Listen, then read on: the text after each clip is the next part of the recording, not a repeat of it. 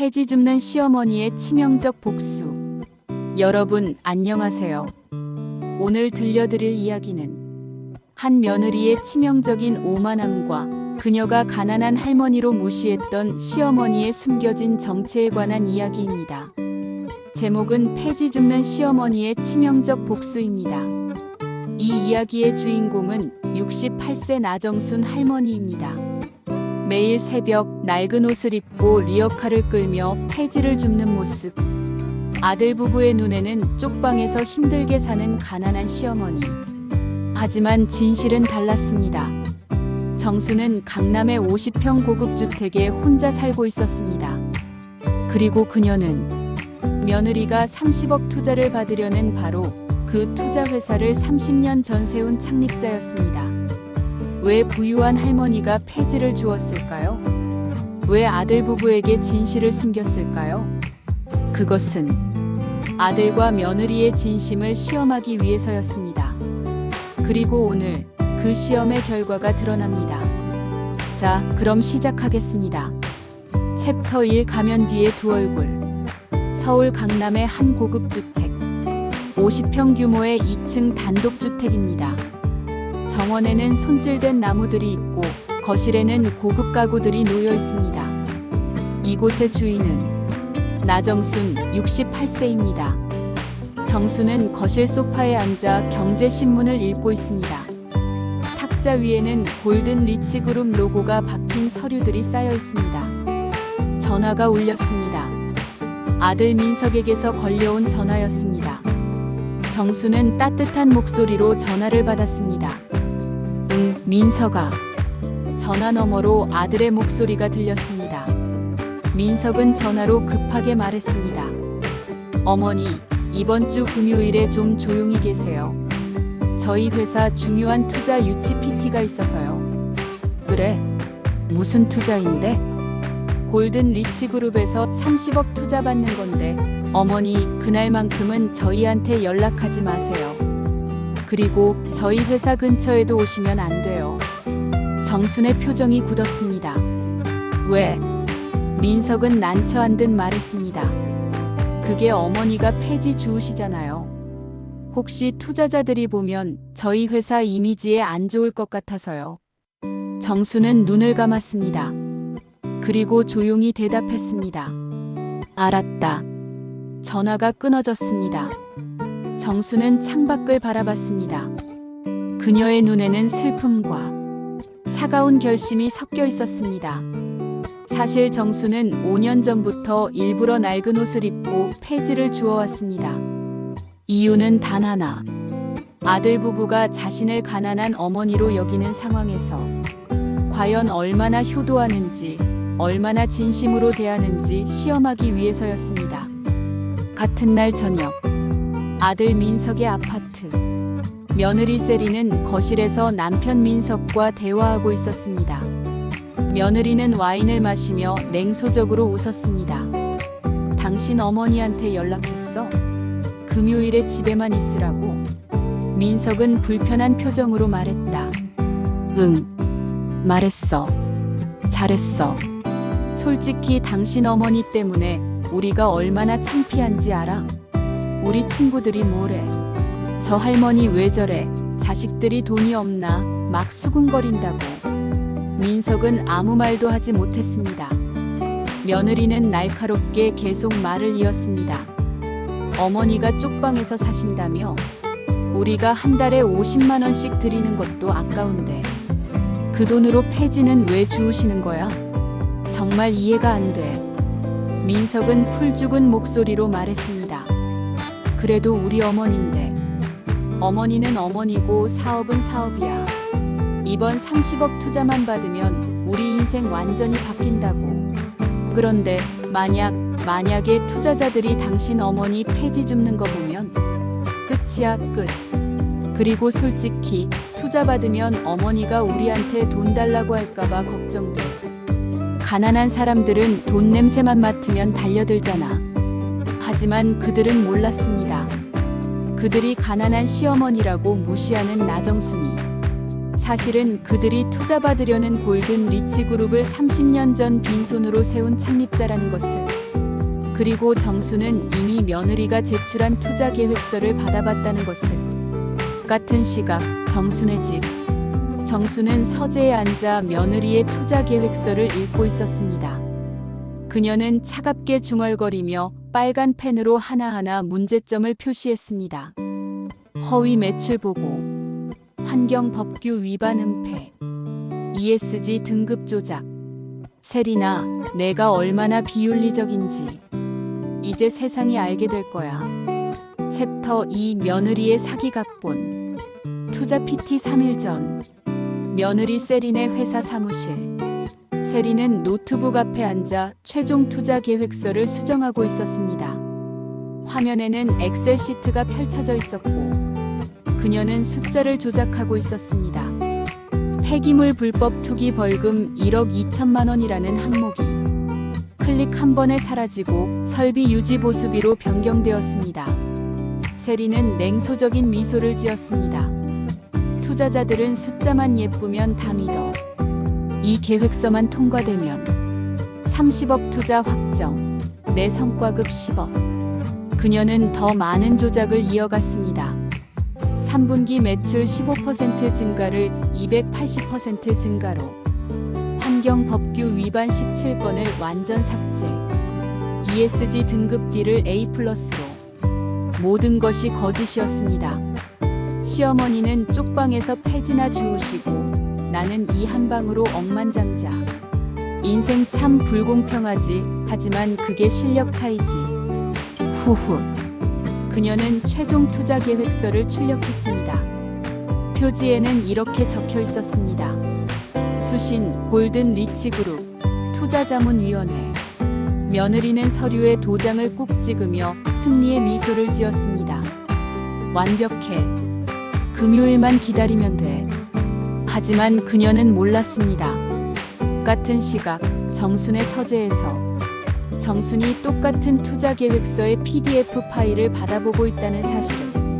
정순은 골든 리치그룹 설립자 겸 최고자문위원 자격으로 며느리의 투자 계획서를 사전 열람했습니다. 그녀는 모니터를 보며 하나하나 문제점을 체크했습니다. 정수는 분석 메모를 작성했습니다.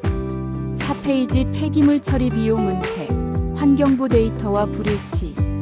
7페이지 매출 280% 부풀림, 국세청 신고 자료는 15%. 9페이지 환경법규 위반, 17건 전량 은폐. 12페이지 ESG 등급 허위 기재, 실제 D등급. 정순의 손은 떨리지 않았습니다. 30년간 수천 개 기업을 심사해온 그 손은 여전히 정확했습니다. 정순은 모니터를 끄고 창밖을 바라봤습니다. 그리고 차갑게 말을 했습니다. 세리나, 너는 돈만 아는구나. 윤리도 진실도 모르고. 내가 가르쳐주마. 거짓말의 대가가 얼마나 무서운지. 챕터 3 결전 전날 며느리의 마지막 경고. 투자 PT 하루 전날 오후. 강남의 한 고급 카페. 며느리 세린이 시어머니 정순을 불러냈습니다.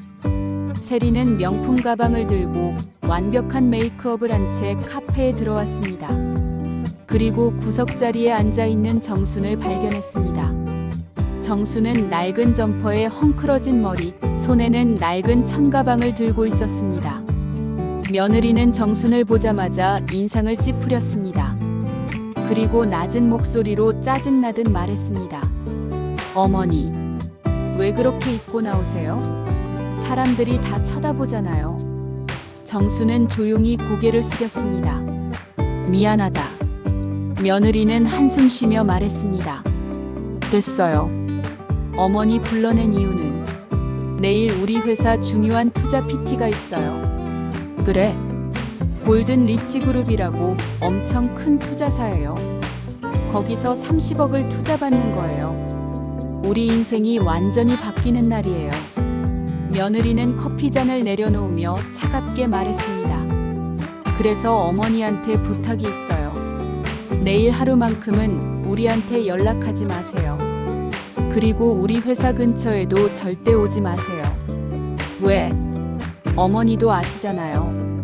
어머니가 폐지 주우시는 거. 솔직히 말씀드리면 창피해요.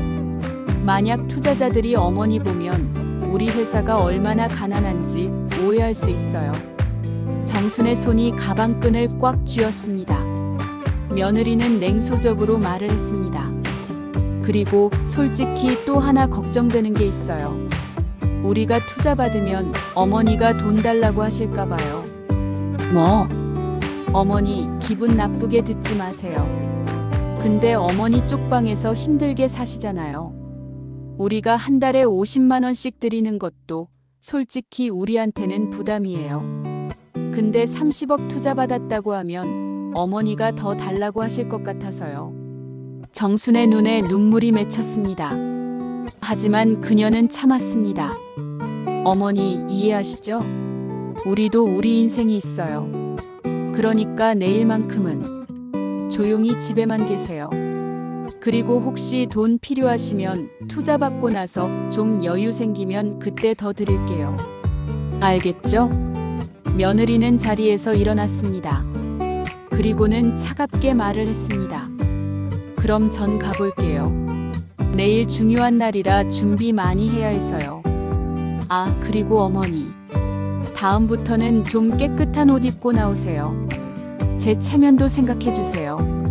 며느리가 카페를 나갔습니다. 정수는 혼자 자리에 남았습니다. 그녀의 눈에서 눈물이 한 방울 떨어졌습니다. 하지만 그녀의 눈빛은 차가워졌습니다. 세리나, 너는 끝까지 나를 시험에 떨어뜨렸구나. 이제 내가 너를 심판할 차례야. 정수는 낡은 천가방을 열었습니다. 가방 안에는 명함이 하나 들어있었습니다. 골든 리치 그룹, 파운딩 체어맨 나 정순. 챕터 4 D-Day 포식자의 등장. 드디어 그날이 밝았습니다. 금요일 새벽 6시. 며느리 세리는 인생에서 가장 중요한 날을 위해 새벽부터 일어났습니다. 그녀는 2시간 동안 완벽하게 준비했습니다. 최고급 화장품으로 메이크업을 하고 샤넬 슈트를 꺼내 입고 루브탱 하이힐을 신었습니다. 거울 앞에 선 그녀는 만족스러운 미소를 지었습니다. 완벽해. 오늘 30억 받으면 내 인생 완전히 바뀌는 거야. 가난한 시어머니는 계속 쪽방에서 폐지나 주우시고 같은 시각 강남의 고급주택. 정수는 지난 몇 년 동안 입지 않았던 옷장문을 열었습니다. 아르마니 맞춤 정장, 에르메스 핸드백, 그리고 금색 배지, 골든 리치 그룹, 파운딩 체어맨. 정수는 천천히 옷을 갈아입었습니다. 거울 속에 비친 그녀는 더 이상 폐지 줍는 할머니가 아니었습니다. 30년 전 대한민국 투자업계를 호령하던 전설의 투자심사역 나정순이 돌아온 것입니다. 정수는 거울 속 자신을 보며 차갑게 말했습니다. 세리나, 내가 무시한 그 할망구가 오늘 내 운명을 결정한다. 오전 10시 골든 리치 그룹 본사 20층. 며느리 세리는 완벽한 미소를 지으며 VIP 회의실을 향해 걸어갔습니다. 그녀의 손에는 정교하게 조작된 투자 계획서가 들려 있었습니다. 회의실 문이 열렸습니다. 거대한 대리석 테이블, 창밖으로 보이는 서울 시내 전경. 테이블에는 5명의 투자 심사역들이 이미 앉아 있었습니다. 며느리는 자신감 넘치는 목소리로 인사했습니다. 안녕하십니까? 골든 리치 그룹 투자 심사위원님들. 민석 환경기술 전략이사 강세린입니다. 오늘 저희의 비전을 말씀드리게 되어 영광입니다. 투자 심사역들은 무표정하게 고개를 끄덕였습니다. 며느리는 밝고 당당하게 프레젠테이션을 시작했습니다. 저희 민석 환경기술은 친환경 폐기물 처리 분야의 선두주자입니다. 3분기 매출은 전년 대비 280% 급증했으며 화면에는 화려한 그래프들이 나타났습니다. 하지만 모두 거짓이었습니다. 그리고 저희는 ESG 경영 A+ 등급을 받았으며 환경 보호에 앞장서고 있습니다. 하지만 투자 심사역들의 표정이 이상했습니다. 그들은 계획서를 보며 서로 의미심장한 눈빛을 교환했습니다. 누군가는 미간을 찌푸렸고 누군가는 작게 한숨을 쉬었습니다. 며느리는 그 분위기를 감지하고 목소리가 약간 떨리기 시작했습니다. 그리고 약간 불안하게 말했습니다. 저희는 향후 5년간 매출 1,000억 원을 목표로 하고 있으며 이를 위해. 바로 그때 투자 심사역 중 한 명이 손을 들었습니다. 50대 중반의 투자 부문 이사였습니다. 세린 이사님, 죄송하지만 프레젠테이션을 잠시 멈춰 주시겠습니까? 네. 아, 무슨 문제가? 문제라기보다는 저희가 최종 결정을 내리기 전에 반드시 한 분의 승인을 받아야 합니다. 한 분이요? 누구시죠? 투자 이사는 잠시 침묵했습니다. 그리고 회의실 문을 바라봤습니다. 저희 골든 리치 그룹의 창립자이자 최종 투자 심사위원이십니다. 다른 심사역들도 모두 문을 바라봤습니다. 며느리도 따라서 문을 쳐다봤습니다. 공기가 무거워졌습니다. 몇 초간의 정적. 그리고 문이 천천히 열리기 시작했습니다. 복도의 역광을 받으며 한 여성의 실루엣이 나타났습니다. 우아한 자세, 흔들림 없는 걸음걸이. 그 여성이 천천히 울리는 하이힐 소리 내며 회의실 안으로 들어왔습니다. 완벽하게 차려입은 아르마니 정장, 우아하게 빗어올린 회색 머리, 가슴에 빛나는 금색 배지 파운딩 CHAIRMAN. 얼굴에는 어떤 감정도 없는 차가운 표정, 압도적인 카리스마. 투자 심사역 5명 전원이 자리에서 벌떡 일어나 깊게 허리를 숙였습니다. 회장님 오셨습니다. 며느리 세리는 그 여성을 보는 순간 시간이 멈췄습니다. 심장이 멈췄습니다. 세상이 무너졌습니다. 그녀의 눈이 점점 커졌습니다. 입이 떡 벌어졌습니다. 손에 쥐고 있던 프레젠터 리모컨이 손가락 사이로 미끄러져 나갔습니다. 며느리는 경악하며 목소리가 완전히 깨지는 소리로 말했습니다. 어머니. 네, 맞습니다. 어제 카페에서 낡은 점퍼를 입고 초라하게 앉아있던 그 사람. 며느리가 쪽방에 사는 가난한 시어머니라고 무시했던 그 사람. 투자 받으면 돈 달라고 할까봐 걱정된다고 모욕했던 그 사람. 조용히 집에만 있으라고 명령했던 그 사람. 바로 나정순이었습니다. 하지만 지금 그녀는 낡은 옷도 초라한 모습도 없었습니다. 지금 그녀는 골든 리치 그룹의 창립자. 며느리가 30억을 받기 위해 무릎 꿇고 빌어야 하는 바로 그 사람이었습니다. 며느리는 비틀거리며 자리에서 일어났습니다. 다리에 힘이 풀려 테이블을 붙잡아야 했습니다. 며느리는 완전히 패닉 상태에서 떨리는 목소리로 말했습니다. 어머니, 이게 무슨... 왜 여기 어머니가 왜... 정수는 며느리를 한번 차갑게, 얼음장보다 차갑게 쳐다봤습니다. 하지만 한마디도 하지 않았습니다. 그녀는 며느리를 지나쳐 느리고 위험 있는 하이힐 소리를 내며 회의 테이블 상석으로 천천히 걸어갔습니다. 정순의 걸음 하나하나가 며느리의 심장을 짓눌렀습니다. 정순이 상석에 도착해 의자를 당겼습니다. 그리고 천천히 앉았습니다. 다른 투자 심사역들도 조심스럽게 자리에 앉았습니다. 이제 회의실의 모든 공기가, 모든 시선이, 모든 권력이 정순에게 집중되었습니다. 정순은 며느리가 제출한 투자 계획서를 천천히 집어들었습니다. 그리고 마침내 얼음처럼 차갑고 위험있게 입을 열었습니다. 앉아라. 며느리는 떨리는 다리로 의자에 주저앉았습니다. 정순은 계속 감정 없이 냉정하게 말했습니다. 나는 나정순. 이 골든 리치 그룹의 창립자다. 그리고 이 회의의 최종 투자 심사위원이다. 며느리의 얼굴이 창백하게 변했습니다. 손은 떨리고 등에서는 식은땀이 흘렀습니다. 정수는 투자 계획서를 천천히 펼쳤습니다. 오늘 나는 내 회사가 우리의 투자를 받을 자격이 있는지 판단할 것이다. 정수는 계획서를 한 장 한 장 넘기기 시작했습니다. 며느리는 이제야 깨달았습니다. 어제 카페에서 자신이 모욕했던 그 사람이 지금 자신의 인생을 손에 쥐고 있다는 것을, 자신이 가난해서 돈 달라고 할 것이라고 비웃었던 그 사람이 사실은 자신이 30억을 간절히 구걸해야 하는 바로 그 사람이었다는 것을 며느리는 거의 울먹이며 속삭이듯 말했습니다. 안 돼. 이럴 수가 없어. 정수는 계획서 4페이지에서 멈췄습니다. 그리고 천천히 고개를 들어 며느리를 쳐다봤습니다. 정수는 얼음장 같은 목소리로 말했습니다. 시작하자. 세린이사. 아니, 며느리.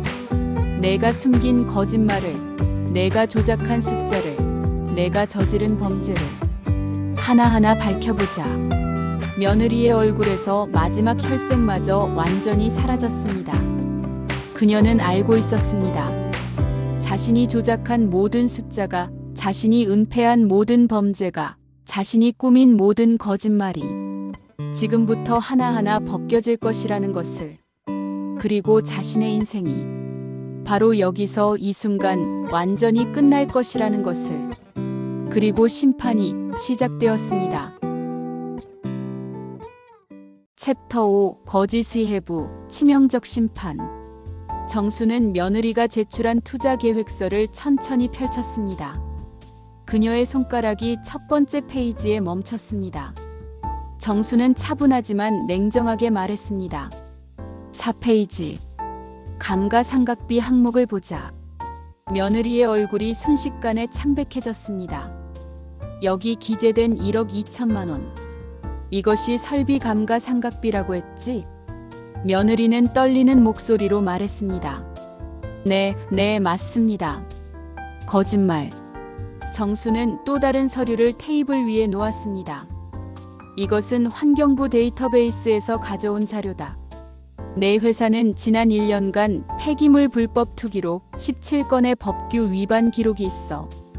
그 벌금과 은폐 비용이 정확히 1억 2천만 원이지. 이것을 감가상각비로 위장했어. 다른 투자 심사역들이 놀라 서로를 쳐다봤습니다. 며느리는 입술을 떨며 변명하려 했습니다. 며느리가 다급하게 말했습니다. 저건 회계팀에서 실수로. 정수는 단호하게 말했습니다. 실수? 실수가 17번이나 반복되나? 정수는 며느리의 변명을 차갑게 끊어버렸습니다. 그리고 계속해서 계획서를 넘겼습니다. 7페이지. 현금 흐름표를 보자. 3분기 매출이 전년 대비 280% 증가했다고? 며느리는 작은 목소리로 말했습니다. 내 신규 계약 건이 또 거짓말이야. 정수는 국세청 자료를 꺼냈습니다. 국세청에 신고된 내 회사의 실제 3분기 매출은 전년 대비 15% 증가에 불과해. 280%라는 숫자는 어디서 나온 거지? 존재하지도 않는 가상 계약을 넣은 거야. 투자 심사역 한 명이 중얼거렸습니다. 이건 명백한 투자 사기 아닙니까? 며느리는 그 자리에 주저앉을 듯 흔들렸습니다. 손은 떨리고 등에서는 식은땀이 흘렀습니다. 하지만 정순의 심판은 멈추지 않았습니다. 12페이지. ESG 항목.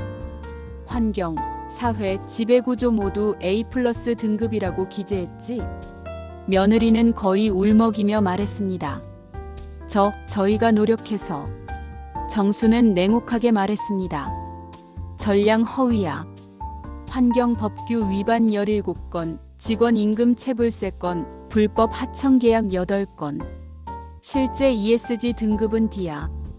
D 등급을 A+로 조작했어. 정수는 빨간 펜을 테이블 위에 던졌습니다. 그리고 며느리를 똑바로 쳐다봤습니다. 세린, 너는 이 계획서로 30억을 투자받으려 했어. 하지만 이것은 투자가 아니야. 이건 사기극이야. 며느리는 울먹이며 말했습니다. 어머니, 제발 지금 나는 내 어머니가 아니야. 나는 이 회사의 최종 투자 심사위원이야. 정수는 자리에서 천천히 일어났습니다. 회의실의 모든 사람들이 숨을 죽였습니다. 이 회사는 회계 오류가 아니라 비윤리적 의도로 파산 직전에 있어. 투자자를 속이고 환경을 파괴하고 직원을 착취하는 회사. 나는 정순 단호하게 말했습니다. 투자 부적격 판정을 내린다. 투자 계획서에 거대한 빨간 도장이 찍혔습니다. 투자 거부. 며느리가 절규하며 말했습니다. 안 돼요. 어머니, 제발. 며느리는 무릎을 꿇으며 테이블을 붙잡았습니다. 어머니, 당신이 폐지 줍는 모습이 당신이 무식하다고 생각했던 제가 이렇게 파멸하는 거예요. 정수는 며느리를 내려다봤습니다. 하지만 그녀의 눈에는 동정이 없었습니다. 아니야, 너를 파멸시킨 건 내가 아니야. 너의 거짓말과 오만함이 너를 파멸시킨 거야. 정수는 회의실을 나섰습니다. 뒤에는 무릎 꿇고 울부짖는 며느리만 남았습니다. 그리고 문이 닫혔습니다. 며느리의 울음소리만이 텅 빈 회의실에 메아리 쳤습니다. 챕터 6 바닥으로의 추락. 투자 거부 판정 후 3일. 아들 민석의 회사는 최종 부도 처리되었습니다. 30억은커녕 기존 빚 15억을 갚지 못해 회사는 파산했고 아파트도 경매로 넘어갔습니다. 비 내리는 어느 저녁 이삿짐 센터 트럭이 아파트 앞에 서 있었습니다. 며느리 세리는 단칸방 구석에 앉아 울고 있었습니다. 명품 가방도 샤넬 정장도 모두 압류되었습니다. 그녀가 입고 있는 것은 낡은 트레이닝복뿐이었습니다. 그때 정순이 단칸방에 들어왔습니다. 그녀는 더 이상 명품 정장을 입고 있지 않았습니다. 평소 입던 수수한 옷차림이었습니다. 정수는 무릎을 꿇고 있는 며느리와 아들을 바라봤습니다. 며느리가 울먹이며 떨리는 목소리로 물었습니다. 어머니, 왜 저를 그렇게까지 하셨어요? 저희를 이렇게까지 바닥으로 떨어뜨리셔야 했나요? 정수는 잠시 침묵했습니다. 그리고 조용히 대답했습니다. 왜냐고? 세리나, 너는 나를 무식한 할망구라 불렀어. 폐지 줍는 게 창피하다고 했어. 그건 참을 수 있었어. 하지만 너는 거짓말로 투자를 받으려 했어. 환경을 파괴하고 직원들 임금을 떼먹고 그 위에 허위 보고서로 30억을 가로채려 했어.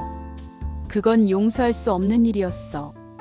며느리는 고개를 들지 못한 채 울기만 했습니다. 그때 아들 민석이 떨리는 목소리로 처음으로 입을 열었습니다. 엄마, 저는 평생 엄마를 제대로 본 적이 없었어요. 민석의 눈에서 눈물이 주르륵 흘러내렸습니다. 엄마가 폐지 주우실 때 저는 창피해서 고개를 돌렸어요.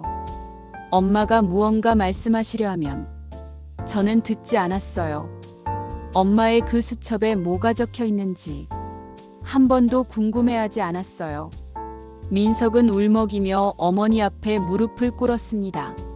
엄마, 용서해 주세요. 제가 엄마를 사람으로 대하지 않았어요. 저는 아들 자격이 없어요.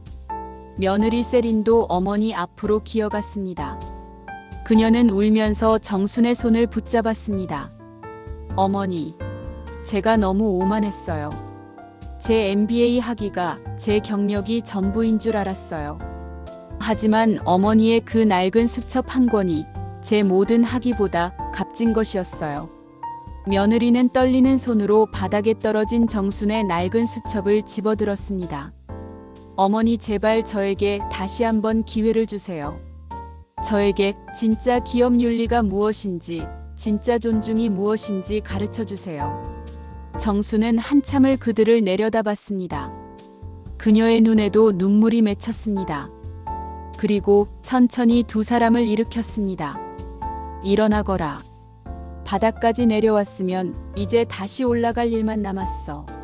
세 사람은 서로를 껴안고 울었습니다. 비는 여전히 내리고 있었지만 그들의 마음속에는 작은 희망이 싹트고 있었습니다. 챕터 7 구원과 재기의 길. 그로부터 6개월 후 정수는 아들 부부에게 작은 사무실 하나를 마련해 주었습니다. 15평짜리 작은 공간. 하지만 그곳은 정직과 희망으로 가득했습니다. 정순이 새 사무실을 방문했습니다. 벽에는 커다란 액자가 걸려 있었습니다. 우리 회사의 원칙. 거짓말하지 않는다. 환경을 파괴하지 않는다. 직원을 존중한다. 이윤보다 윤리를 우선한다. 며느리 세린이 밝은 얼굴로 정순을 맞이했습니다. 그녀는 이제 명품 대신 단정한 정장을 입고 있었습니다. 엄마, 오셨어요. 보세요. 첫 번째 고객사와 계약했어요. 며느리는 자랑스럽게 계약서를 보여줬습니다.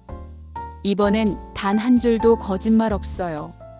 엄마께서 가르쳐 주신 대로 우리가 할 수 있는 것만 정직하게 적었어요.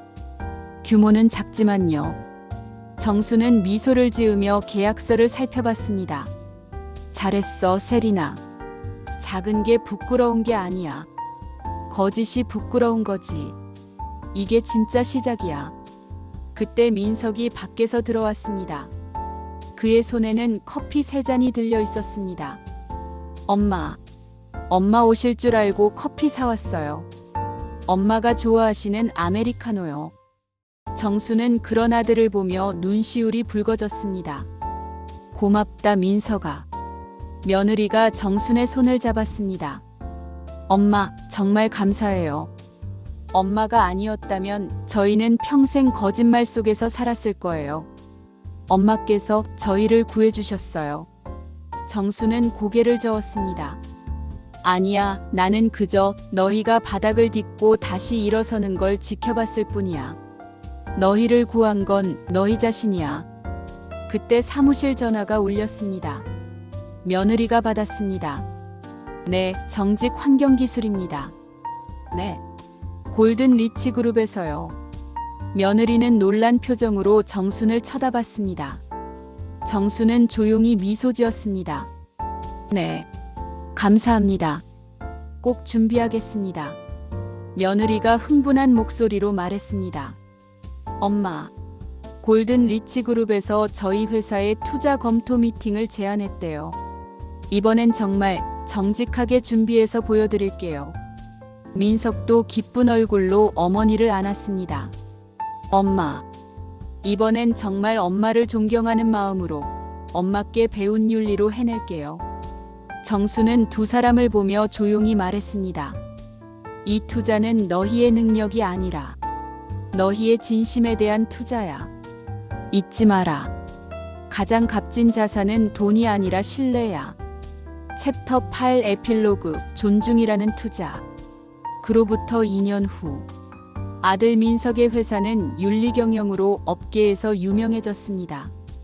작지만 정직한 회사. 그 소문을 듣고 투자자들과 고객들이 찾아왔습니다.